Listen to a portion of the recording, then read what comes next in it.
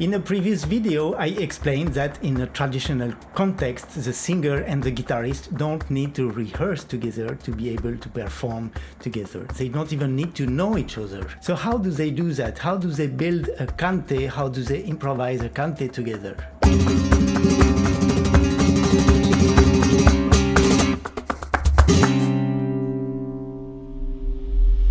Hi, this is Guillermo Guillen for FlamencoMAPS. Welcome to my channel. Whether you sing flamenco, you dance flamenco, you play guitar, you play cajon, palmas, or you just love flamenco and you want to understand how it works, today I want to share with you an overall vision of a traditional cante. As I said earlier, the guitarist and the singer are having a conversation, but there is a structure. It's not random and it's not completely free. In flamenco, it's very delicate to talk about structures, because when we say structures, we imagine something maybe rigid, something closed, something established. But in flamenco, structures are open, they are moving, they are changing and improvised. In fact, for an improvised cante in a traditional context, we can't know the structure before it has been sung, because we couldn't predict the future, basically.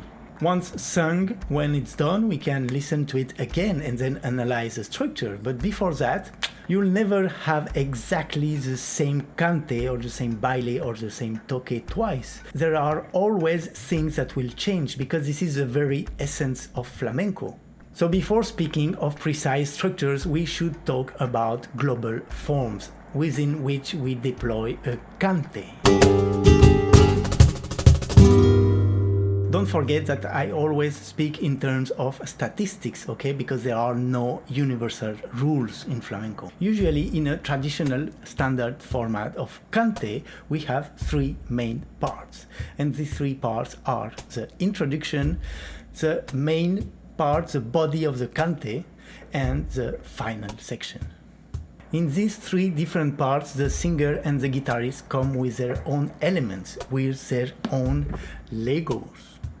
The singer brings different things. For example, he has a salida del cante, letras, coletillas, estribillos, and the guitarist brings falsetas and remates and compás and variations.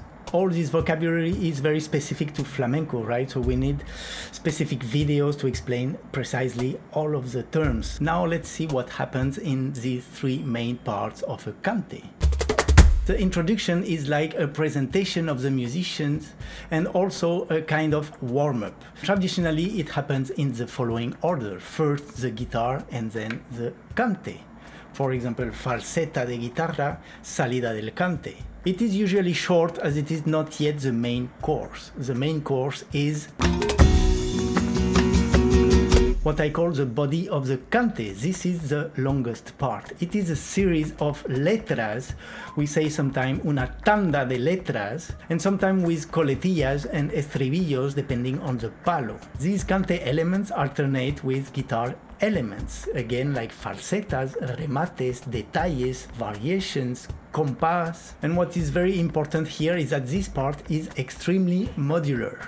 This is why I use the Legos, because there is no preset number of letras and there is no preset order of the letras or preset sequence of letra, falseta, letra.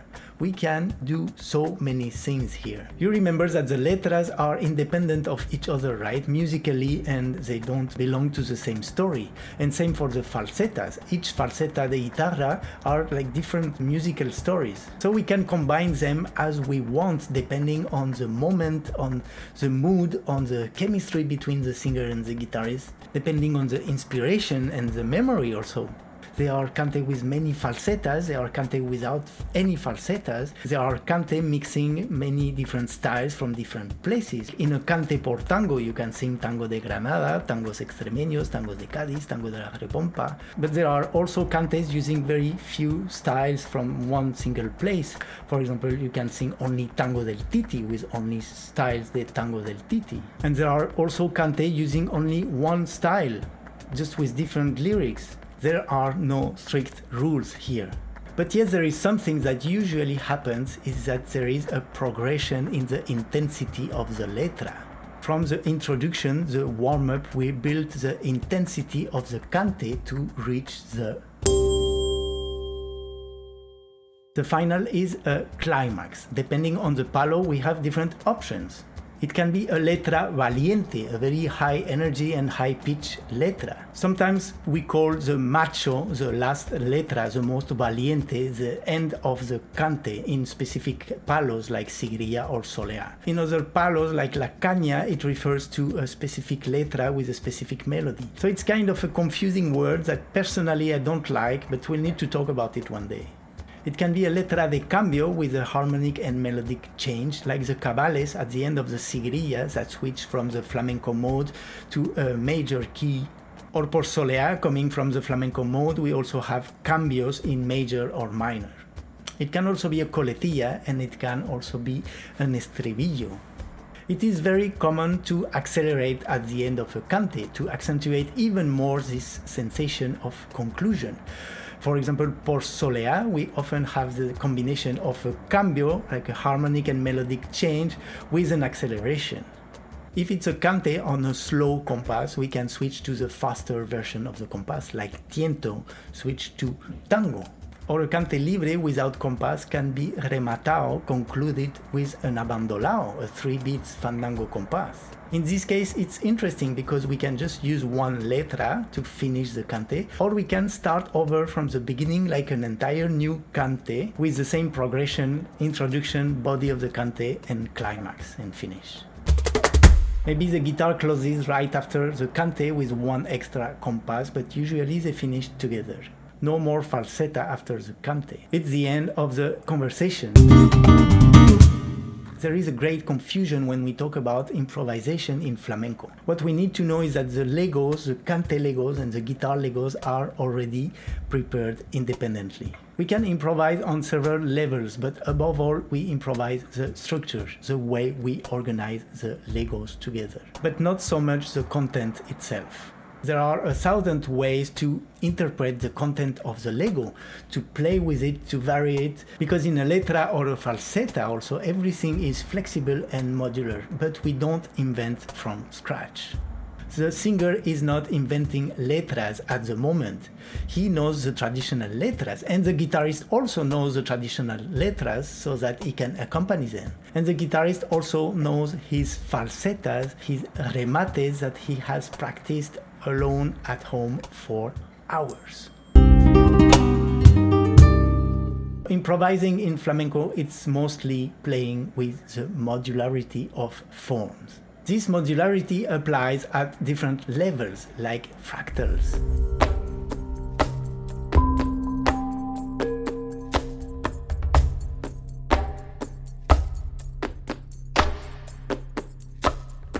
I love it. I could be watching this for hours. Whether it is at a global level of the whole cante, or within a letra, or within a single compass, what we need to learn is the art of modularity. And that's why I love using Legos. So consider the most global level, just like a cante. This is a cante, let's say, por alegría. If we include this cante por alegría in a show, then it will be among other Legos, like a baile por sigrilla and a toque por taranta. And when we prepare the show, we are already playing with this modularity. Because what do we put first? Like the toque and then the baile and then the cante? Or the baile first and then the toque and then the cante? Or whatever solution we have.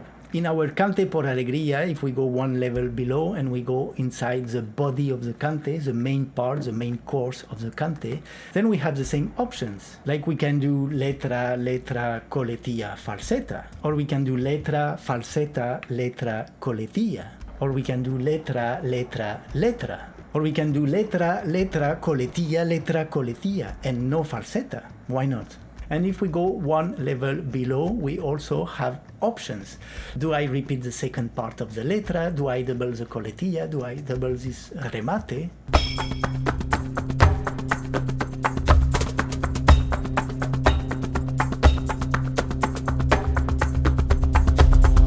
Thousands of options all the time. For a traditional cante, we just need to keep in mind this global structure, introduction, body of the cante, and final. And then if we master the language, the codes, and the traditional styles, we build a cante together, step by step, Lego by Lego. The singer and the guitarist contribute at the structure in real time, and they can do whatever they want as long as they respect the traditional framework. So when you listen to a cante, try to figure out the big picture, because this will help you to better understand what happens in general. It will also help you anticipate better what's coming next, and it will help you better structure your cantes, your toques, or your bailes, because it's all the same, right? It's all about balance, dynamics, expression, and emotions. I hope it could help. Thank you so much for watching. If you like this video, give it a like, subscribe to the channel, leave me a comment, tell me what you want me to talk about in these videos. I'm here for you. And also go and visit flamencomaps.com, where I explain my courses, my classes, and my way of teaching flamenco. And there is a gift there waiting for you. So I see you there. Don't forget, learn flamenco, make it fun, make it different, make it your own.